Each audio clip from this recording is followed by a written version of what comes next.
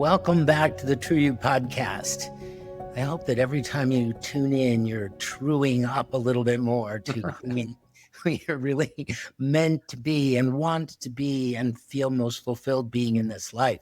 Today, we have a really special guest, Jaime Konzelman. We're also here. I'm also, of course, with my partner in this wonderful endeavor, Bill Tierney, who is a compassionate, results-oriented coach informed by the internal family systems model. So let me just, let's hear your voices quickly, say hello, and then I'll read a little bit about Jaime for our listeners. Awesome. Thank you so much, Marty. And thank you everybody for having me today. Super excited for our conversation. Thanks for reaching out and offering to join us today. Yeah.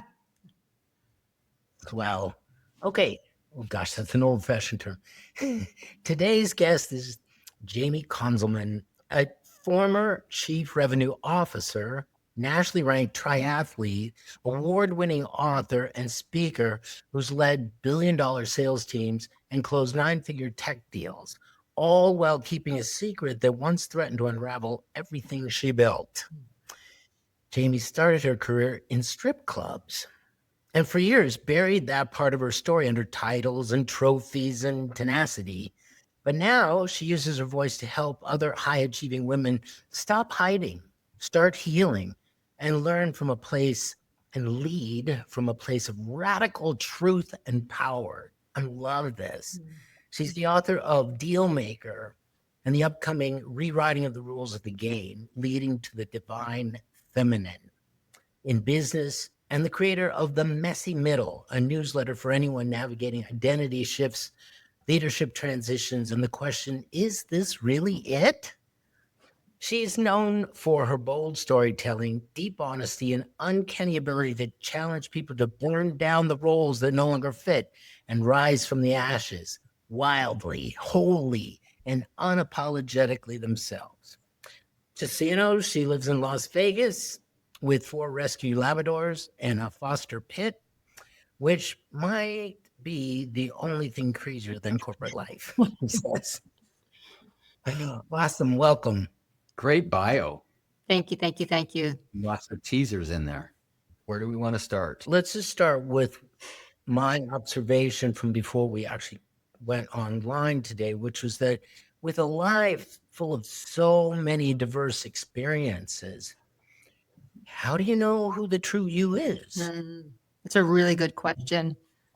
I think it's a feeling, right? The true you sort of evolves over time. And I think it's a process of really being still and getting quiet and getting to know who you are, right? And actually practice showing up. There was a time in my life where the true me only existed in my journals, right? My true voice and what I liked and what I wanted. But for me, my heart as a teenager was learning to take those private thoughts, put them into words and share them. And I think the more you do that, the more you develop sort of like, just like working out at the gym, like a muscle memory for your own voice. And I think our voice is access to giving life to our thoughts, our feelings, our emotions. And to me, that's where the true you starts. But it's not easy. It's not an easy place to connect with. And I think over time you can be connected and you can lose that connection. So it's sort of a lifelong journey of unfolding and reconnecting and grounding into what's most important to you at any given moment. And then practicing bringing those things to life through action and whatever those actions may be. So you're saying that somehow getting still and working with a journal, you start to recognize more of who you really are. 100%. Now, for people who haven't gotten still and worked with a journal, how does that happen? What do you mean? Well, I'm a writer, but just that's who I am. So it's probably a little bit easier for me than maybe the average bear. But like when I work with clients or teams that I lead that are looking for that, how do I create that stillness and space for themselves? It could be as simple as asking really good open-ended questions and then giving yourself time to sit with those answers and not being attached to the outcome. Like I call it free form writing. If you get up every day and you ask yourself, who am I? What do I care about? What's most important to me? The reality is many people, even most people, I'd like to say today, maybe wouldn't know. But if that's an exercise you did for 30 days and you gave yourself 30 minutes every morning, maybe over your coffee or your tea before you picked up your phone, chances are by the end of those 30 days, and then you look back, you'd start to find some consistencies. Hopefully, right? That would be weird if you didn't, honestly. But so I just want to milk this point a little bit more because Cool. I want to convert people to stillness and journaling. How is that? How do you get a better view of yourself out of doing those things? Something that you mentioned before we press the record button was about the difference between internal and external, like letting your life be defined by externalities. And so I'm taking it that by getting still and journaling, there's an internal look at self that wouldn't be available. And I think that's something that maybe 99% of this is a ridiculous statistic. I'm making this up. But 99% of the people walking the planet today don't have that distinction. What else is there but the external world? What are you talking about? That's right. That's right. Well, I think what you've touched on, I think about as the paradigm of like, we've forgotten that whatever it is we want in life actually starts by looking in ourselves and getting curious and excavating what those desires, those wants actually are, right? People walk around with their phone. It used to be that they could Google everything and now we chat GPT it. But if you're constantly looking outside of yourself, I think it's too easy to forget to put it through the lens of, is this right for me? Right. And before you know it, what is that analogy or metaphor where you've hopped on a train? If you get on a train and it's going in the wrong direction, you want to get off as soon as possible to course correct. I don't know how you would know that if you don't take time to connect with your internal compass, whatever you call that, your intuition, self, your higher being. But I don't think it's a practice, and I use the word practice on purpose, that many people take the time to implement into their lives because we're busy, right? Jobs, responsibilities, and people go through life so externally focused that you get to a point where you don't even remember how to connect with yourself. And that can be a really scary place to be. There's the busyness factor. And I think there's also, check this out. I don't need to be right about this, but I think there's another factor I'm noticing in my clients, which is about just like there's no honor of self. Like, why would I bother to do that? I'm nothing. I don't matter. Yeah. That's just what I was thinking as I heard you say that, Jamie, is that getting in touch with yourself, you have to kind of know who that is first. And if who you think that is someone to despise or to improve, then why would you want to be in touch with that? Absolutely. And what scares me even more as I look up at, and I think in the business sense, the corporate leaders, I think we've glorified as a culture self-sacrifice for so long that many people are little aware of the impact. And so when I, coach senior executives or when I speak to, C-suite leaders or board members, I actually challenge them and say, to say that if you are modeling the type of leadership where you are abandoning yourself, your passions, your desires, the things that fill you up, then you're subconsciously teaching the people who look up to you that the price that you have to pay to make it to those positions is sacrificing yourself at all costs. And to me, this is more than just woo or bubble bath and self-care. If you look at the statistics since COVID of work-related illnesses, and I don't remember the stats off the top of my head, but they're pretty scary if you look at them. There's 200 to 300% and more increases in stress-related illnesses like hypertension, migraines, weight gain.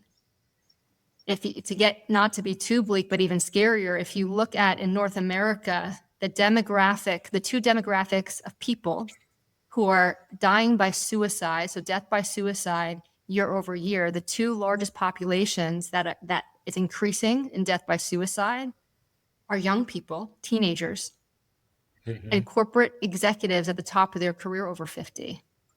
Interesting. Right. And so to me, that signals there's something really wrong in the culture that we've ascribed to that says work at all costs. If we've got young people so stressed and dealing with so much that there's no other way but out. And not on vice versa, somebody at the top of their career who seems to have it all, maybe a spouse, a family, multiple homes, the wealth, the income, but something is so drastically wrong that they choose to leave this place to feel better, or many other cases, right? Not to minimize mental illness and all of the things that go with it. Something's really wrong. I think there's a wake-up call that needs to happen. Oh, definitely. And your question, is this really it? Here's the sentence from your bio: a newsletter for anyone navigating identity shifts, leadership transitions. Or the question, is this really it? These two categories of people where the suicides are the highest, the young people that you're pointing out, and also the over 50 executive leaders of corporations. They've answered that question, haven't they? Is this really it? Yes, apparently it is. And if that's the case, I'm done. I'm out. Yeah, in cases, for sure. So what about these things that we're talking about now? Recognizing something about yourself, getting in touch with, not looking to the external, all of these ways that we've been describing it. How did they play a role in your own personal growth and development? I think it's a journey like anything else in life, right? Like if I look in my rearview mirror at the, points of inflection, or what I would say were big growth moments. Yeah. The first biggest one that comes to mind was, I was maybe 32 years old. I had been doing all the things, right? Recovering from taking a long time to graduate college, all in on career, getting the director, then the senior director title. I had a Mercedes. I had the house, like on paper, it was great. And then I went through a romantic relationship breakup, and I kind of stuck my head up and had the journal and maybe a glass of champagne and sit in my backyard watching the lights come on. And went, wait a minute. If I could do anything, what would it be? If it's not career related or taking care of somebody else. And I didn't know. And I went, wow, I'm in my 30s and I don't know. And I thought, all right. And I poured another glass of champagne. I said, I'm going to make a list of everything I've always wanted to do for myself that's been on the back burner because I needed to be more successful, or I needed a relationship. And it took me a long time that night. I couldn't come up with many things. And when I woke up the next day, and obviously the champagne bottle's empty, there was 8 things. And number 3 was be an athlete. Mm-hmm. And I thought, oh my goodness, when I was a small child, right? Like I was a chunky little kid, young as 8, my parents didn't really believe in sports. They thought it was, too expensive. They weren't going to give up their weekends and all the uniforms. And they said, one day, if you want to do that, you do that when you're older. Well, on Long Island, New York, there is no playing a sport for the first time in middle school or high school, right? Many kids have been playing since they're 5. And so here at 32, if I could do anything, I thought be an athlete. Well, I'm like, I got to do something about that if that's still buried in my heart. Now, mind you, at this point, I'm a gym rat. Like I worked out, I was very fit, but I'd never done a sport. And so I asked a friend, like, hey, if I wanted to learn to run or do like a 5K, where would I go? And she was an attorney and said, well, I just did a marathon. And I was like, you did a marathon? Holy cow. And so I went to her run club, intimidated as all get out, right? I didn't have the right spandex clothes, the sneakers. I mean, I still worked out in basketball shorts and one of those little tank tops, right? From Target or something. And the coach was buff and lean. And she looked at me and she said, I believe there's an athlete inside everyone. I will be in your life as little or as much as you want. And what did she do? She reached into that childhood dream of being an athlete. And what happened? And she goes, by the way, we don't train for 5Ks. We do half marathons and marathons, but you can just keep coming. And I thought, I am never going to do a half marathon. Well, half marathon turned into sprint triathlon, which turned into Olympic triathlon. And within 13 months, I did my first Ironman. Wow. And it changed my life. Why? Because it was one of the first points in my adult life. I thought if I could do anything, what would I be? I'd be an athlete. Mm-hmm. Right. And 13 months later, across the Ironman finish line, I was like, wow, where else am I limiting? And you do a race of that magnitude, it transforms not only your body physically, but your mind. And I asked myself, where else have I been limiting myself? Wow, let me go back to that list. What else is on the list? Well, the list is get more passport stamps, become an author, learn to teach or coach. And so what it really doing Ironman made me do was that process made me say, I'm going to look within myself because that's where it has to start. So I finished that race and I said, I'm going to find my life purpose. And then typical Jaime Konzelman, I'm a little analytical and a little rigid at times. It had to have a definition. My life purpose was going to be my passions, my purpose, and being of service to others. And it had to support me somehow because I sort of liked the lifestyle that I had. And I thought, just like Iron Man, it would be a 6 to 12 month journey. Well, it actually took me another 10 years. But that's part of the journey, right? And right, was figuring out. Of course. At that moment, I thought, well, I don't know what my gifts are. How could I be of service if I don't know what my gifts are? So that was like a big part of it, was trying to understand what natural gifts I have so that I could learn how to, as they say, right, give them away to other people and lean into the gifts that I've been given. Can I pause for a second? I'm just keeping track of the things you're saying that would serve the listener to the podcast when she sits down to introspect and look at herself. What are those great questions to ask yourself? Now, you said something at the very beginning about what got you to sit down with the champagne. What was that? What was the first question you asked there? Well, if I could do anything, what would I do? If I could do anything, great. So I'm gonna just, if you don't mind, Please. I've got five of them so far, and so the listener can start. I love it. Writing down and use them. So if I could do anything, I wanted, what would it be? Mm-hmm. It's number one. Then how am I limiting myself? What is my purpose? My life's purpose, and what are my gifts? That's right. Those are the four I have so far. I said five, there are four so far, but we might come up with more. So I just want to, give the listener time to write those down and use them this weekend. That's great. Bill. Well, here's where my curiosity is right now. Yeah, that first night sitting down with the champagne and asking yourself that question, where did that question come from? I've always journaled. I mean, I've got journals going back since I was 5. I mean, back then it was really a catalog of what I ate that day, but it was a practice that I've always leaned into. Wait. You're 5 years old and you're cataloging what you ate that day? Yeah, if you look at my journals from when I was about right before kindergarten, 4.5, 5 years old, all I ever wrote about was what I ate that day or what I. Why? Because you loved eating, or I love what? food, right? I don't know. I didn't have much going on at 4 and 5. It was, this is what we ate today, and I played with the cat, and my brother annoyed me. And that was sort of the theme of most of the journaling from back then. Wow. Did you keep all those journals? Mm-hmm. I have them all. Oh my. Wow. What a great treasure that it must be. Okay, so now you're asking yourself, what do I want? And I heard you say, I don't know what I want. Yeah. More champagne, apparently. Yeah. And let's drink some more champagne and see if something else comes. And something else did come. Yeah. How did you find your way to, I don't know what I want, to here's 8 things that I want? It was just sitting with it and free form writing, just not limiting myself, putting down whatever comes out. Right? In that moment, be an athlete didn't seem like a rational thought. It wasn't only until I sat with it for a few days that I went, that probably came from wanting to be an athlete as a kid. And if that's that important to me, couldn't I lean into that today? It doesn't have to be being a pro athlete. Maybe I could just learn a new sport or learn a sport. I just want to connect with your experience a little bit. I was 31 years old and had been sober for about 3.5 years at this time. Awesome. When I was in a therapy called bioenergetics.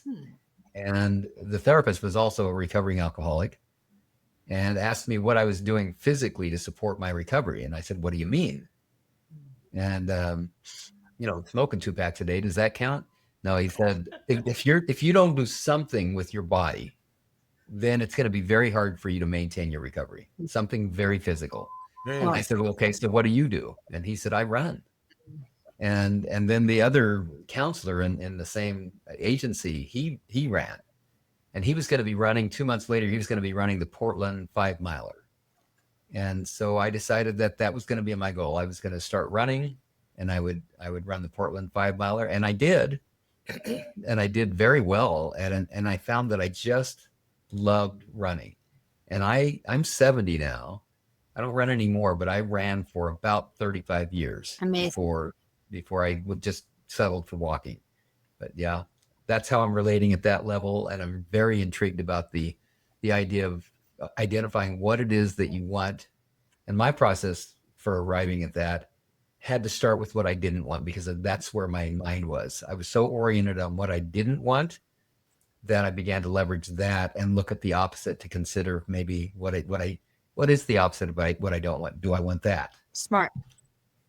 It worked. It worked really well for me. Yeah. And I love that you said consider it, because I think today, especially with the internet and AI and all of the media and imagery people get, we can get so, especially as people have successful careers, we're so programmed to want that answer instantly and want it to be the right one. Like we've forgotten that we can get curious and try things. And sometimes you won't know if you like it. Try it 2 or 3 times because of fear or discomfort or maybe environment. Most of us don't know, and I didn't know for a good portion of my life, that deep down inside me and everybody else is an individual wisdom that once we begin to tap into it, and this is what you were calling, what did you had several names for it. Yeah, I call it intuition, internal wisdom. There's lots of words for it. Some people, in an esoteric sense, think they're connecting to some source or calling that God or universe. God, identity. Yeah. I call it the internal guidance system. It's kind of like GPS. And yeah, it's important. Now, I just also want to carve out a little space here. Sometimes the nudge comes from without, but it's how we look at it. So it's like there's like a cooperation, I would say, between God giving us a sign and us recognizing the sign, right? But you could say nature in that same place, or even society. And I want to tell a quick story that involves a stripper. When I first got into business, I was an academic for my first career. And when I first got into business, trying to fit in. So external meant everything, to become one of the guys. And I was hiding that I really didn't feel like one of the guys, partially because I'm gay and they liked to go to strip clubs, just to get through the mustard here of the story, and do a lot of other guy things that I really wasn't into. But I really wanted to get this business thing and be part of the group that was succeeding, right? And so one night they took me to their favorite strip club, and the woman who was dancing for us, clearly she could see that I was suffering. She had insight, she had wisdom, she had compassion for me. And so when they were clamoring up to put bills in her panties, or whatever they're supposed to be called, she came over to me, and unbeknownst to anybody else, she put a $5 bill down right in front of me. So that I would have, because she could see I was like scared. I didn't know what to do. I wasn't reaching in my wallet like everybody else. She could tell. She read me like a book. And so so nobody else could see, so that I would have a bill to put in her panties, right? So that was a wake-up call. It's like, I really don't fit in here. I'm not being the true me here. I'm trying to match the outside circumstances, and it's not working. And this woman made it very clear to me. I gotta say that you must be spinning some magic here, Jamie, because Marty and I have done something like 75 or 80 episodes together now, maybe more. And that's the first time he's ever outed himself as gay on our podcast. Oh, I don't think so. I think so. I would remember. Yeah. Anyway. Safe space. I love it. It is a safe space. But I love so much about that story that you shared, is you recognize, it sounds like she gave you some grace and maybe an opening to participate, but to make you comfortable. And that's awesome. That's so much of the gifts I received from that world was, I think, when you are comfortable to be naked in a room full of people, you probably have to be pretty comfortable in your own skin. right? And I think you can't really connect with other people in a way that's deep enough to be maybe it's be intuitive connection to read people in that way if you're not actually comfortable in your own skin. Yeah. Yeah. Yeah, exactly. So yeah. And she could see that I was not comfortable in my skin and I had all my clothes on.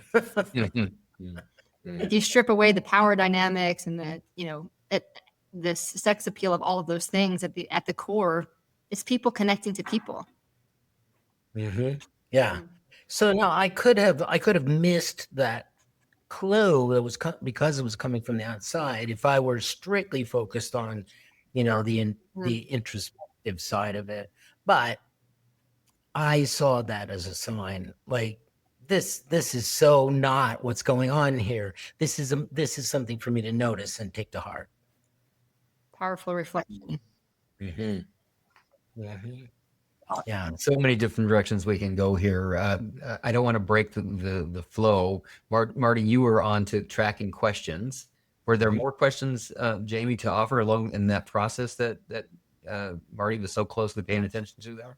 Well, I didn't bring it up in there, but one of my favorite genre of questions, if you will, is whenever either I'm self-reflecting myself or working with a customer or a client or whoever it may be, is to have a question that's action-based. When I was a little kid, a lot of energy, a lot of ideas. My dad would always look at me and say, Jamie, Lynn, insight without action is meaningless. But of course, when I was little, I didn't know what that meant. And as I got a little bit older, I hated it because he was basically saying, like, oh, that's great, but what are you going to do about it? Yeah. What I didn't realize is he ingrained in who I am a proclivity for action that is not natural to a lot of people. Right. So one of my unique abilities that I like to share with other people is when you have an insight, when you write something down, when you have a curiosity or you realize something about yourself, commit to doing something about it and don't over-aggrandize it. It doesn't necessarily have to be, I'm going to go change the world. Or we can think of service as like, part of my own journey of service was thinking one day I had to be successful enough to write bigger checks. But the reality is you can actually show up every day and be of service to others. So if you're in that mode of self-reflecting and asking yourself questions, you can go there's lots of routes you can go, but I always like to think of how would I feel if I brought this insight into action, and when am I going to commit to taking action by? So it's sort of a time bound by when. We can phrase those questions in a lot of different ways, but I know for me, I find when I anchor into the feeling I'm going to get from after trying something new, I'm that much more likely to actually do it because new things can be hard or scary or uncomfortable. But if I realize at the end of doing that, wow, I'm actually going to feel really proud of myself, or I'm going to feel really alive because I'm expressing myself, well, then you can get through the discomfort and cold email somebody about their podcast and say, hey, that's really cool. I'd love to have a conversation with you guys. Yeah. Ready to discover your true self? Our free live PERTS work practice sessions guide you through IFS exercises to connect you with your PERTS.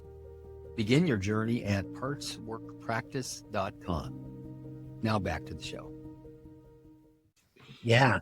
Awesome. Very good observation. That's where the magic really happens. There's going to be all of these great observations, but once you act on it, magic, like it's a new world. Something has actually changed. I don't remember who said it, but it's an expression I grabbed onto because it resonated with me. It says when we get into action, the universe conspires to support us. And I really believe that. Like you get all the ideas in the world, but when you have the courage to act, and that gets us back sort of to a topic we haven't really talked much about, which I think we share some common views on, is alignment, which I think is the way I define a personal alignment. And there's lots of different words for it in different cultures, but definition is a single thread of continuity between our thoughts, our feelings, and then the actions we breathe into life.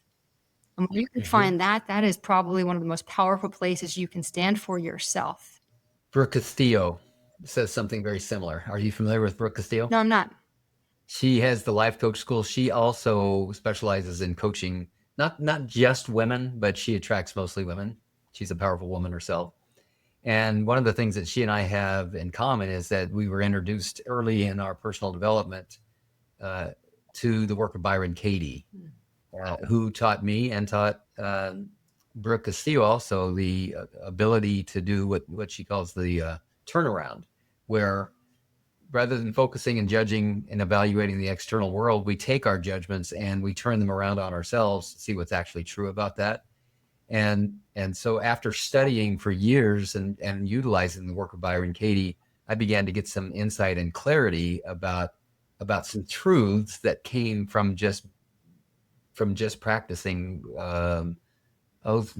self exploration and examination, and that's one of them. Is that if my actions don't align with my values and my true beliefs, then using your language, and I love that language, I'm out of alignment, and there's something inside screaming to get back into alignment again. That's right. That's right. And I think if we ignore those screams long enough, they become physical.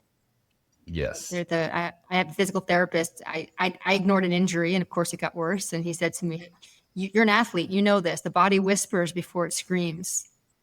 Mm-hmm. And there's a really popular book right now. I think it's just a reprint. Gabor Mate's "Not the Body Keeps the Score." It's about the hidden cost of stress on our body, in the time, in the moment. And what's really interesting is I went through a period for the last year where I kept switching everything from playing. I was sick over and over and over.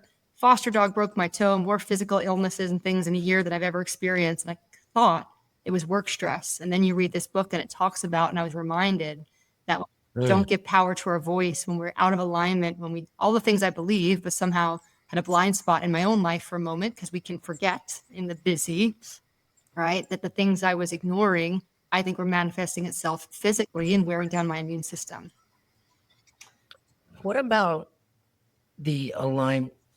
I want to expand on this alignment conversation because I agree with you. This is a very important piece. And I want to bring it into the realm of social alignment. You know, you've worked in different companies, you've worked in different fields, let's call it. How important is extending that alignment of your own thoughts, feelings, and actions to the people around you? For me personally, I think it's very important. And I think the older I get and the longer I live, the more I realize how crucial it is, right? Like we can all put on a compartmentalize emotions, right? All the things you're taught in the old school rules of business. There's no, don't take it personally. There's no emotion in business and all of those things. Can I survive in an environment like that and play that game? Absolutely. But not without a deep physical cost to my well-being, to my satisfaction. And so to come to what you said, part of where I learned that was when I had abandoned myself and was trying to play the corporate game by the old boy rules. And I was very fortunate that I had a boss that said, "Hey, you know, like, how can we get more Jaime?" She's like, "When I spend time with you, I just feel better. How can we get more of the personal Jaime Konzelman to the company?" And I said, "Well, you can let me do coaching and training within the company." And she said, "Why haven't you? You are a deal maker. You do the biggest, it's a $40 billion company. So you do the biggest deal in this company. You have more power than you can imagine. What's been stopping you?" I said, "Well, I asked HR and they said no. I asked the diversity group and they said no." She's like, "If it was for a big deal, would you take no for an answer?" "No, you would just do it." And she was the chief sales officer at the time, and I reported directly to her. She's like, "Well, what would you do?" And I was like, "Well, I don't know. Tomorrow's Wednesday. Let's call it Wellness Wednesdays, and I will do a quick little session, and I'll share some tools that I've learned in the coaching world that help me in corporate America and happiness and all of the things." And when I said, "No one's going to show up, Jen," and she said, "Just do it." And so I went to one of the teams I was managing, the inside sales team, and I said, "Hey guys, Jen challenged me to do some of the exercises I do with you, but for the company. I don't think anybody's going to show up, but would you come and just, you know, put things in chat? And then if no one shows up, we'll cancel the series." And they said, "Yeah, of course." The invite went out to about 30 people. We were going to start small. Before we even got to session one the following day, over 300 people were live on the. That's amazing. Well, and I panicked because I was new at sharing that part of myself in the corporate world, right? I was still living where I had Jaime, the coach, who was passionate about training and all of the things outside of my job. I only found the courage to share that with my teams because they were younger people who were early career starters who were really struggling. And I thought if I can give them tools for personal development, it will impact their professional development, but it felt safe. Very different when you have 300 people on the call from around the world in India and Mexico, and it's tech, right? So it's predominantly men, predominantly older than me. And I'm going to talk about, making a personal mission statement and doing breath work and doing all of these things. And it was really, I think we talk about how do you know your true self? Well, I knew myself once I got over the nerves. It was probably one of the best meetings I ever facilitated because it felt so connected. And got the privilege of watching everybody come alive. But then even after that, I did little exercises and I said, okay, if you like this, we'll do a different one next week and we'll do 6 or 7 of these. And afterwards, I got texts and emails and phone calls that just flooded from all over the company of how hungry people were for tools to help them find more satisfaction in their careers, to help them reconnect with themselves. And so that becomes part of the true you, or was always latent in the true you, this influencer, this leader, right? Well, and the irony was this was leading up to publishing the book, which told my backstory about being a dancer, which I thought would ruin my business career. But I wanted to walk through those doors to be in integrity with my beliefs, right? That there's no shame in walking a different path. I thought, God, if Ellen DeGeneres can come out and lose her TV show and have to rebuild her career, certainly I can have the courage to say everything I learned about business started over a lap dance, right? And this is who I am. The most wild part was that was only 3 years ago last July. And I've had 5 promotions in corporate America since, which led up to me being, tapped by a private equity firm to be their chief revenue officer. So the very things that I hid were actually the things that have not only given me more credibility, but elevated my brand, elevated my level of leadership, and given me an opportunity to impact even more people along the way. Say that sentence again. The very things I hid. Yeah. Well, I'll say it a different way because this is Okay. is there's a lot of talk these days about shame, or more growing talk around shame. And I think most people think that shame is what we fear others will think of us. I have found is whatever we are most afraid of people finding out about us, wherever we feel our deepest shame, you don't necessarily have to share it with the world, but you do have to release yourself when it's hold over you. That's a different context. Yeah. And I can remember years ago, there was a Brené Brown quote about you either stand inside your story and own it, or you stand outside and you hustle for your worthiness for the rest of your life. Yeah, exactly. Now, I've been a huge Brené Brown fan, love all of her books, love her TED Talks, did her program, all the things, but that one quote I never liked. And only after I published my book and shared my story and started talking about it I was like, oh, that's why I didn't. Oh. Ready, right? So it's really interesting. Well, I know that Bill probably wants to talk about that piece. That's something that he is quite interested in and good at. But before we do, if you want to, Bill, what's the difference, so you can really sell this to our audience, between the results you were able to produce as a sole salesperson versus those as a leader of a team? I think for me, the biggest distinction was, look, I love doing deals. That'll always be in my DNA, the chase, the commercial strategy, and all of that. But I can see very clearly a lot of that was coming from a place of inauthenticity, of trying to prove something. And when I stopped dancing and hung up my stripper pumps, I made a commitment to myself that I would never tell a soul about my past. But even deeper than that, there was a mantra that said, one day I will make more money as a businesswoman than I ever made as an adult entertainer. And that's over 15 years. So for me, there was this collapsing, if you will, of my worthiness with financial outcome that I had to learn how to unbundle. So the art of the deal and sales as an individual contributor at that level will always be something I love. But over time, for different reasons, right? Corporate politics, environmental, economic headwinds, and that getting harder, my internal values started to shift. And that what feeds my soul now is supporting other people.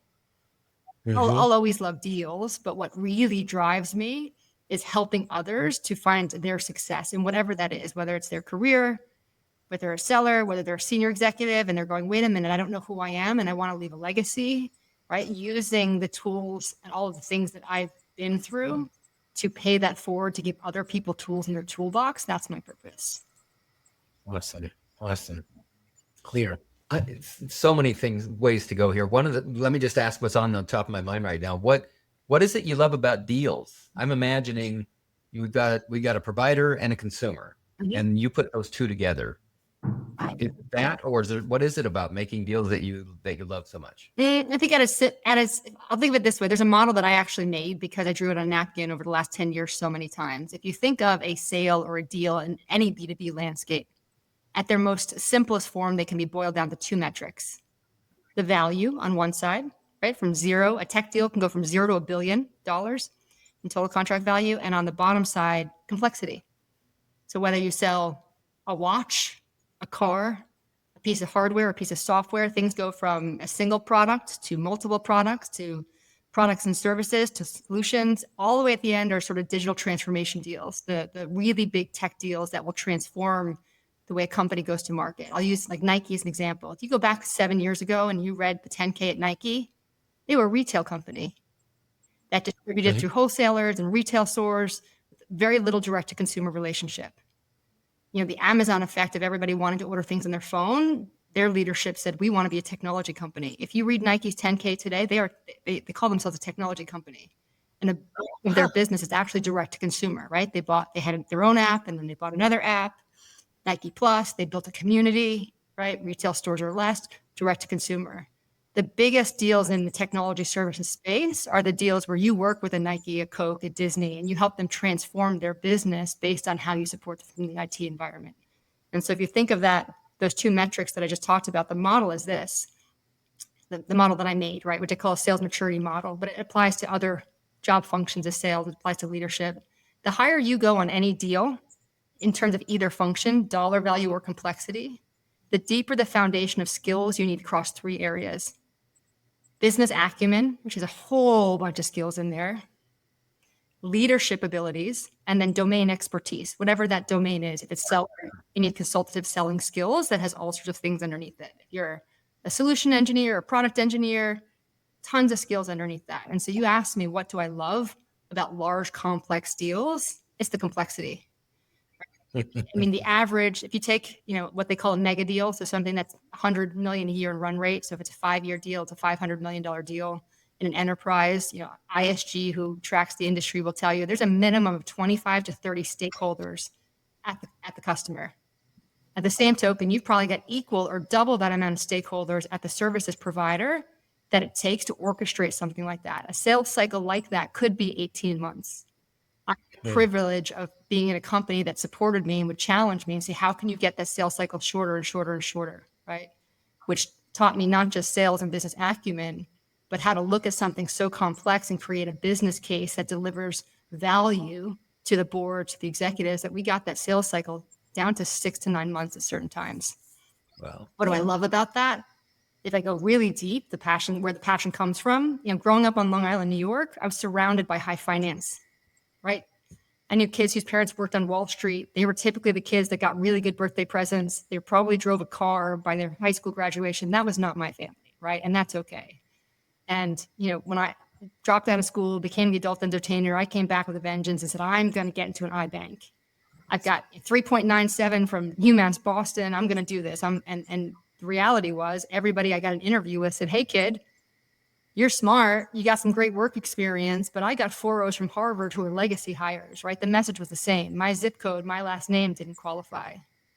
I've had the privilege of learning how to do these large, complex deals, and the amount of investment M&A activity there has been in finance over the last couple of years.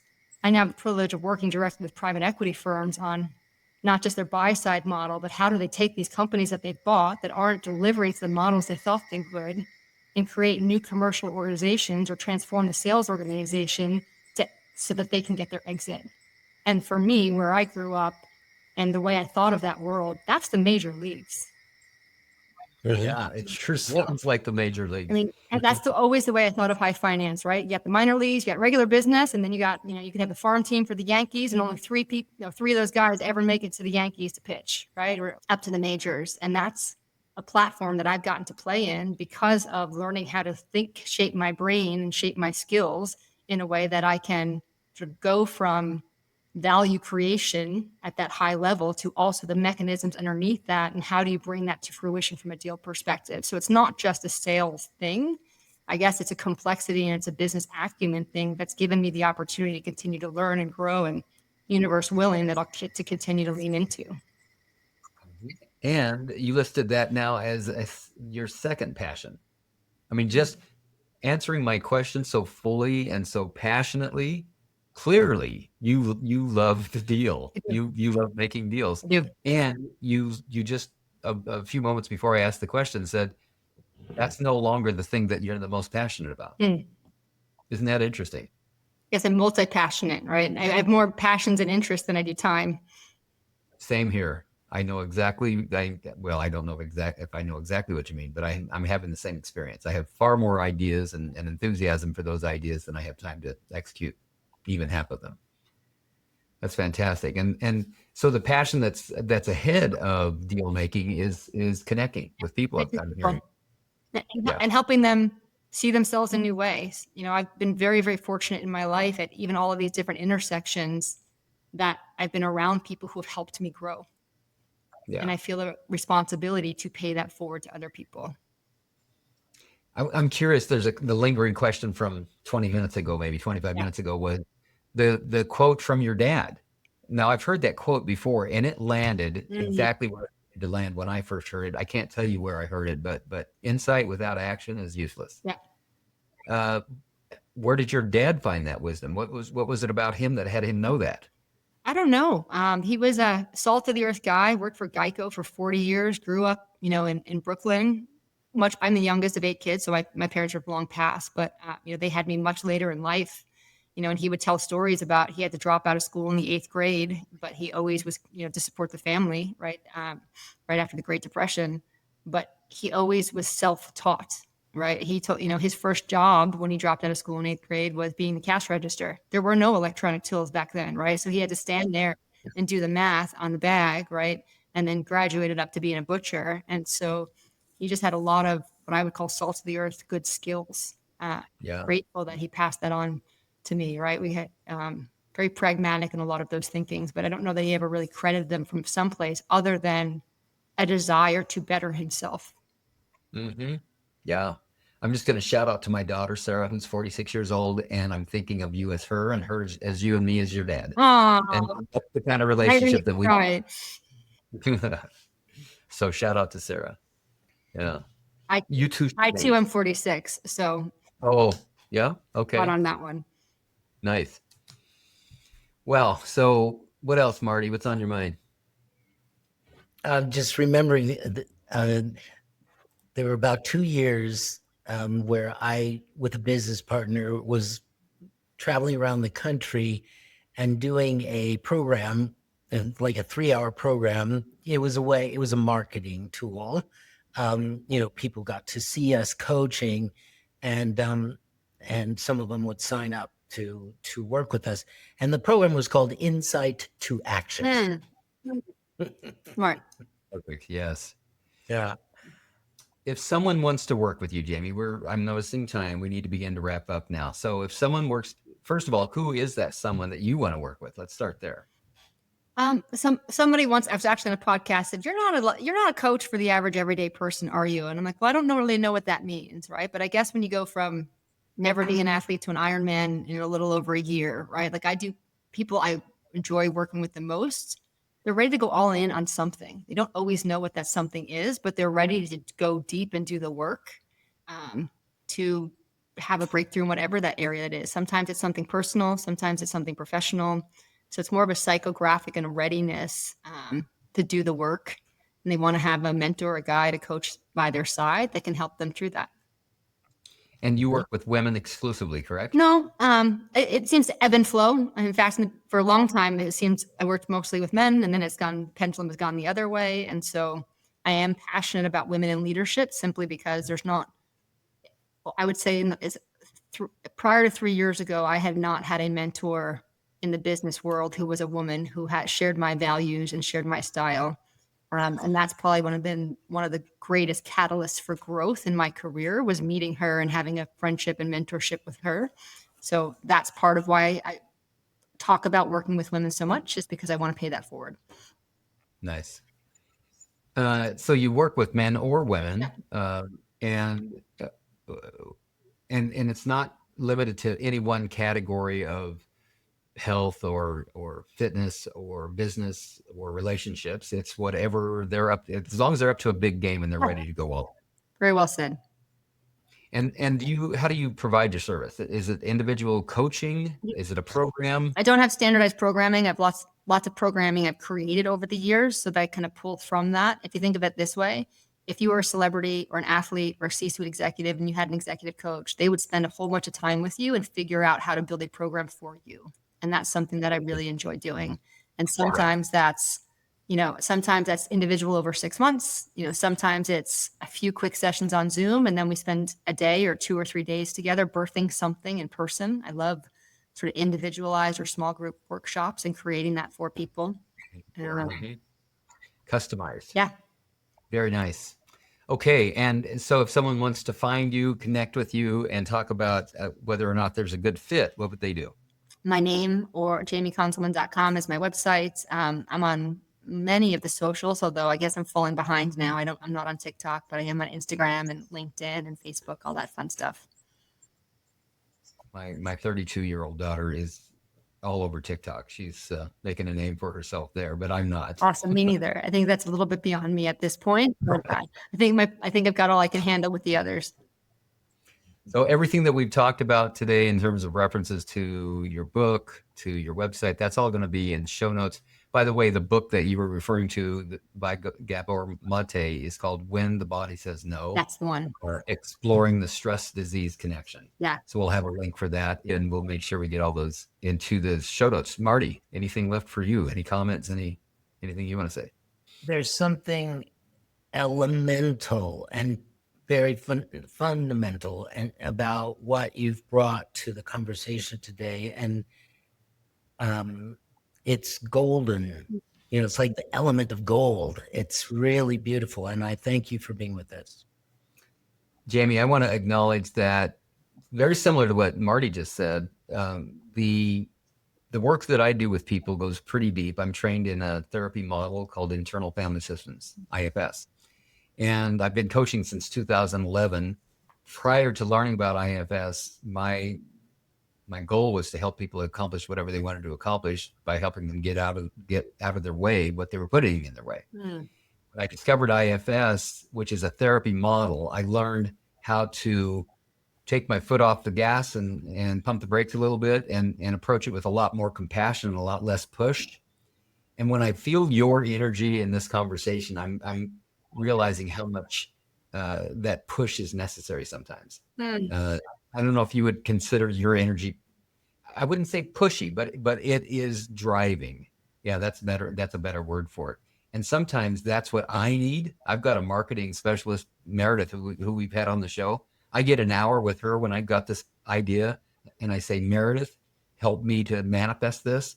And she is so driven that by the time I get out of that 1 hour meeting with her, I find that I've got momentum already. I'm running down the road towards my objective. And I feel that from you as well. So I'm sure that anyone that works with you would be absolutely blessed, and they need to probably fasten their seatbelt, huh? Thank you. I think it's about a balance, right? And I'm still learning that, like when to just slow down and breathe and let things come into fruition versus going into that drive mode. Yeah. It is definitely a balance, and that's what I constantly am striving for in my practice, is to maintain the curiosity, the compassion, the belief in my clients, the belief that they too have that inner guidance system, just like I do and you do and we all do. And remember that my job is to help them get there. And it sounds like you recognize that as well. That's right. Well, thank you both for having me. I love the work that you do. And this was a super, super fun conversation. So I appreciate you making time for me. Absolutely. Pleasure. Thanks for joining us. Our pleasure. All right, Jaime. Till next time. Bye. Bye. We appreciate who you are, that you would be listening to this podcast, and want to acknowledge all those parts of you that yearn for the experience of the true you. If you like this episode, click like, share it with others, and be sure to subscribe. Listen again next week for the newest episode. Check show notes for a transcript and a link to resources, including a link to let us know if you'd like to be a guest on our podcast. Thank you for listening and going on this journey with us back to the true you.